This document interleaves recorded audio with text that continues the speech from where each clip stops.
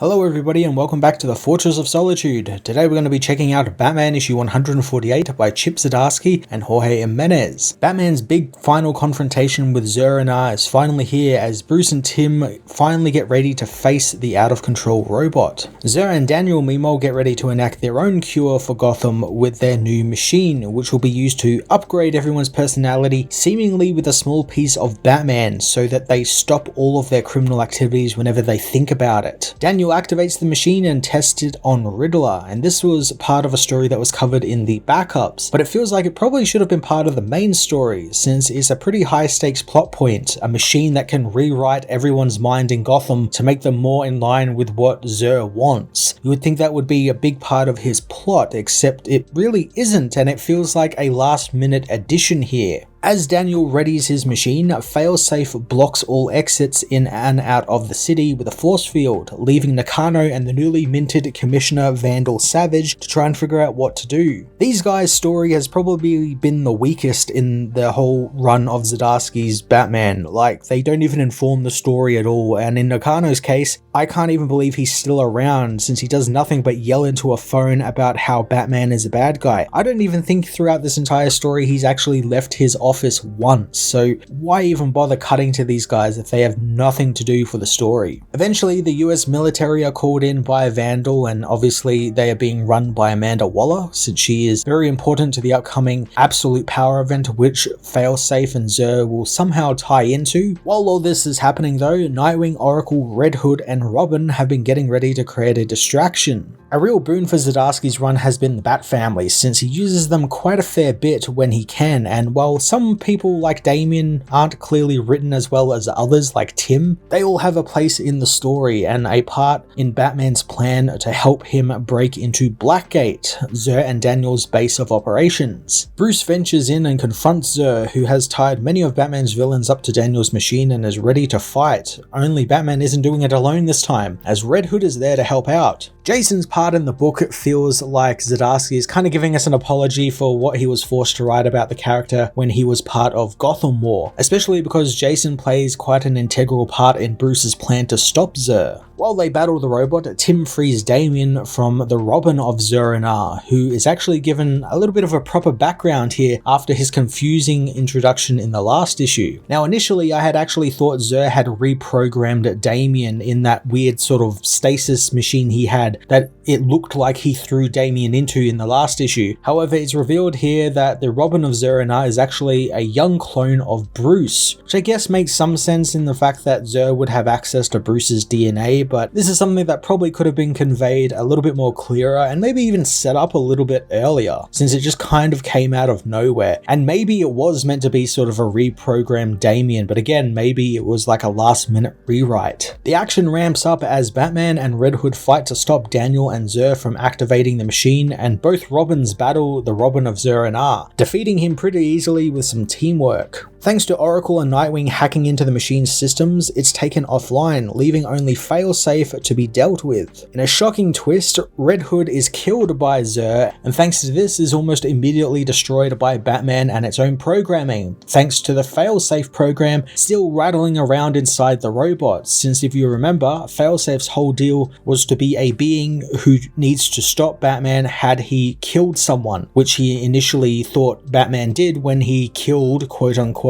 Penguin, even though it was the Joker who set all of that up. Because Zurr technically kills Jason here, that means Failsafe needs to stop the Batman, and he does so by erasing Zurr, or seemingly erasing Zurr and then destroying itself. And this is all part of Batman's plan, however, and this is getting kind of dangerously close to some real sort of, prep time, Batgod stuff, which is surprising being that Zdarsky has actively avoided all of that and kind of stripped Batman of all of that, or chances for that to happen. At least there is some build up here with Batman having mined the memories of Zurr in order to defeat those fail-safe prison robots, being that Zurr once inhabited his mind, so there's like fragments of his mind still left in Bruce's mind, so he could theoretically do it, but it just really kind of felt out of place and very, very sort of pulled out of its ass just to make Batman look very cool. Daniel, while being shocked that Bruce would sacrifice one of his own, reveals that he also embedded another trigger word in Bruce's head years prior to stop him. This is some kind of neat callbacks to Zdarsky's The Night book and the Joker origin story he did a few issues ago, having set up a trigger word that Daniel had given the Joker to stop Batman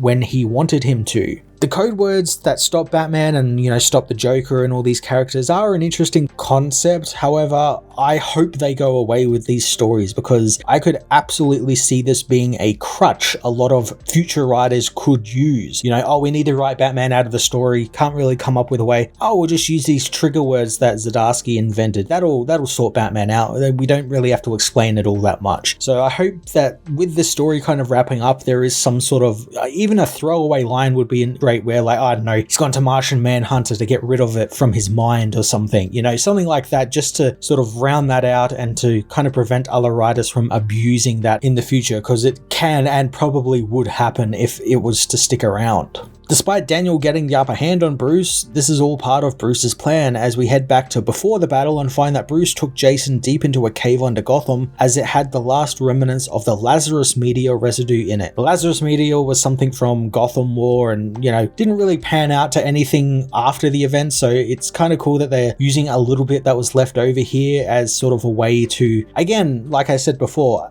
apologize to how Jason was written in Gotham War, as it's revealed that Bruce wants to use some of this Lazarus resin to bring himself back to life, since he wants Zurr to kill him and think he has won, being that, if Zurr kills, then the failsafe program will activate and rip itself apart. However, Jason refuses to let him do this since he's the only one who can shut the robot down, so he'll do it instead, hoping that Bruce will trust him and the family for once and allow them to make their own decisions. This has been kind of like a running thing through Zdarsky's story about Bruce letting the family be part of his life and making him a better Batman because he has people around him. It's something, again, I've said in past reviews that stories have done this story to death, but I always like it when it happens. It's always feel good when Batman realizes, I've got a family around me. I don't have to be, that scared little boy in the alley anymore. There's people around me that will help me. Back in the present, Jason is revealed to be alive thanks to the Lazarus resin, and he and the Robins defeat Daniel as Oracle reveals the failsafe robots are all shut down now as well, and the military and Waller are moving in, so the Bat family have to escape. Of course, we get a little bit of a foreboding warning here at the end by the defeated Daniel, who knows what Batman did there was just kind of a blip on the radar, drop in the ocean if you will, and a storm is coming for them. And Batman gets kind of a really cheesy line where he basically tells Daniel that it's like, no, I am the storm sort of thing. It's some really, really corny, cringy line, and it fits well with what's happening. Like, yeah, the family together are a storm to be reckoned with. I get what Zdarsky is doing, but it feels really cheesy. And that's not really something he's done in this story up until now, so it feels very strange. But again, it's that sort of kind of classic ending, the final page, Jorge Jimenez does all of the Robins with Batman, all the past and present Robins with Batman as one final page. It's great looking, and you kind of need that kind of cheesy dialogue to go with that, so I kind of understand where he's coming from, but still, it was a bit cheesy. There are still a lot of plot threads hanging though, ones that I imagine will be going into Absolute Power, but then there are things like Daniel possibly getting away since Batman kind of leaves him in the burning wreckage of the Blackgate prison. But then there are things also like the clone of Bruce running around, the young clone of Bruce who was the Robin of Zurr. He gets tied up by the Bat family, but again, just gets left in Blackgate. So is he going to be part of anything? Like, I can imagine Waller would definitely want to get her hands on a clone of Bruce Wayne, a young clone of Bruce Wayne who has all his skills. That would be something that she would absolutely want. So is this all stuff that's going to be coming up in Absolute Power? And then there's of course Zurr being destroyed, failsafe being destroyed, yet we know he's going to be in Absolute Power and a main player in Absolute Power. So how does that work? Does Waller rebuild him? Did he have a failsafe for the failsafe, which would be a total failsafe thing to do? Really intriguing questions, but again, it's all just plot threads that you would think that they would tie up here and just sort of pack into a neat package to get ready for Absolute Power, which begins in only just a couple of weeks. Now that we've had sort of Zdarsky's big Batman story, I kind of hope that if he's going to continue on the book after Absolute Power, or if we get a new writer, hopefully we don't, hopefully it's still Zdarsky, that he gets to chance to do some of these smaller, adventures with Batman and some of the Bat family. Maybe something with a little bit less stakes. They're just fighting one of the villains or something. You go fight Killer Croc or the Riddler again or something. Something just with a little bit lower stakes. You don't always have to do like big stories with huge sweeping ramifications. I would just like a Bat family story with Batman as the main character, and Robins and Nightwings turn up here and there. It'd be great, especially because that was sort of where the story ends, with the family all back together. They're all one cohesive unit, and they're moving forward together. Batman issue 148 rounded out Zurr and R's storyline and reunited the Bat family together. The action was great and the pacing was quite great as well, but so many elements from the story felt either quickly rushed together for this final issue, or in the case of a lot of the prep time Bat-God stuff that this issue had, felt really out of place considering Zdarsky had never done any of that and did his best to avoid that sort of stuff throughout the story. This isn't the last we'll see of Failsafe or Zurr, I don't think, as he'll play a big role in Absolute Power, but I'm looking forward to seeing where this story takes the reformed Bat family, and hopefully we get some classic Batman adventures back on the table now. I'm going to give this issue a 7 out of 10.